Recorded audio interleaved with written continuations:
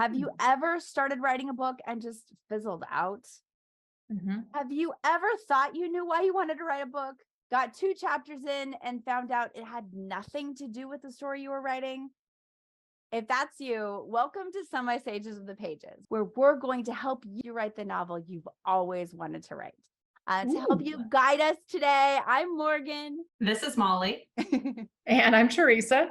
Don't ask me what this is just dancing. That's Because right. it's important when you're writing. You gotta stay in the flow. Super fun. Super fun. So good. What next? What next? I'd like to propose something to you. So hopefully it'll be good. I'm excited. In our book, we're arguing that our book can be like a dream house. And so when you write your dream book, it's like building your dream house. And I would argue to you that when you start building your dream house, you get the lesson plans out, or not lesson plans. I'm a teacher. That's Blueprints? the blueprints out, and you're visioning, and you've got the vision. And then when it's time to start building, all of a sudden people realize, oh, other people come in to do the work and they bring their vision. And so, for example, in land survey, which is the first thing you'll do before you'll build a house, they'll come in and say, I'm sorry, an electrical line cannot go there for this reason, or you don't have access to water from here for this reason.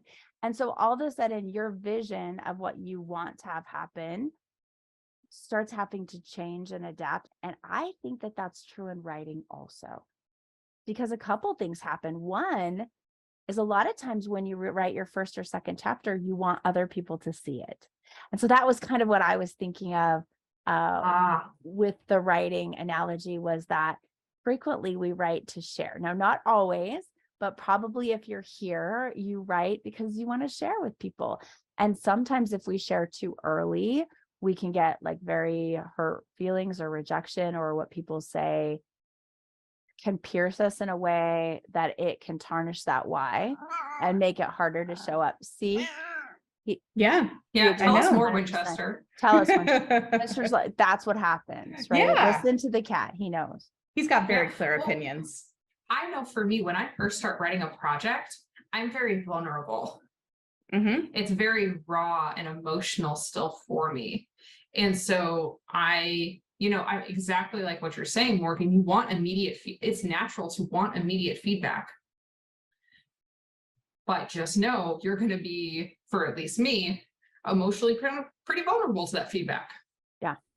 See, and that's interesting because I do not want that feedback until I'm through several drafts. And that's just my perfectionism tendency. What I really want to get across through this analogy is that you have your vision for your house, you have your vision for your book, and you have to think about your why in the sense of how it's going to feed your emotional needs.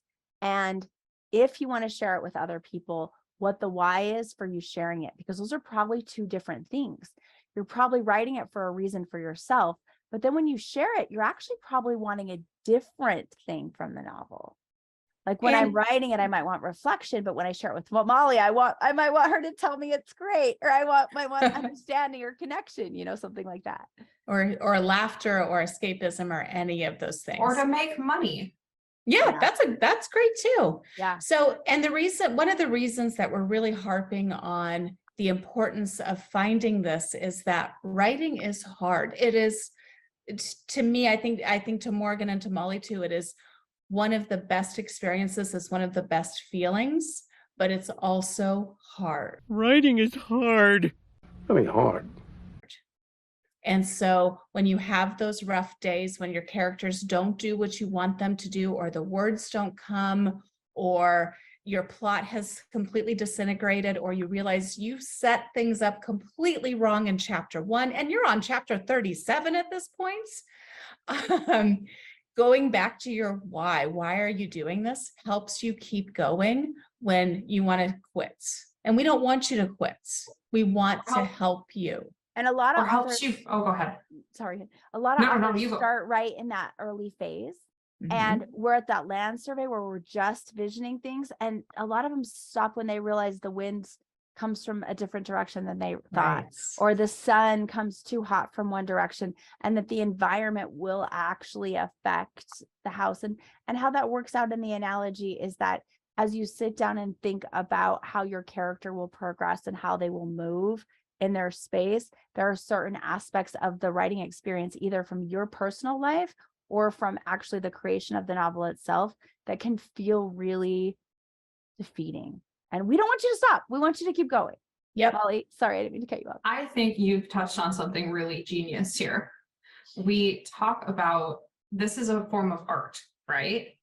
And or media, however you want to say that, it's going to be consumed. And we talk about audience a lot, right?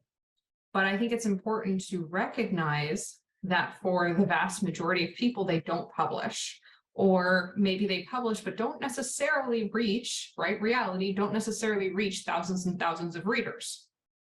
So I think there is joy in creation, and there is joy in remembering that we are an audience as well, right? So separating it into like, okay, why am I doing this for me? Am I doing it for me? What's the reason for me? But then also, okay, and keeping that maybe separate from what is the reason that I'm doing this for other people. And if it's the same, that's great. But if it's different, like it's valid to say, I want to enjoy myself and I want to have fun and I want to do this for healing, or I want to reflect, or whatever it might be, and then enjoying the process, right? You want to enjoy the process. That's the number one thing that's going to keep you doing the process and getting you through the end, is if you're enjoying it and you are getting personal like growth, fulfillment, satisfaction out of it. Because you live in the house. You're the one who should be rereading it. You're the one who should love it the most. And if you want to rent it out for Airbnb, great. If you want to have a party with your family and friends, great. But ultimately, if you are proud of what you wrote and you love reading your own book, that's enough. I think that's enough. And if you want to learn more about how to create your why, check out our next episode. We're going to get into the details. We're going to get into motivational whys that will actually keep you going from page 1 to the final page. And if you want help writing more about your book, where can they check us out? They can check us out at the semisagesofthepages.com, or Molly. Or watch more of our YouTube videos. We've got a plethora of stuff coming that's already come out, and more on the way that covers our 7 phases to writing your dream book. You can also check us out on Discord. We'd love to learn about the book you're writing and help you with any snafus or problems that you're having along the way.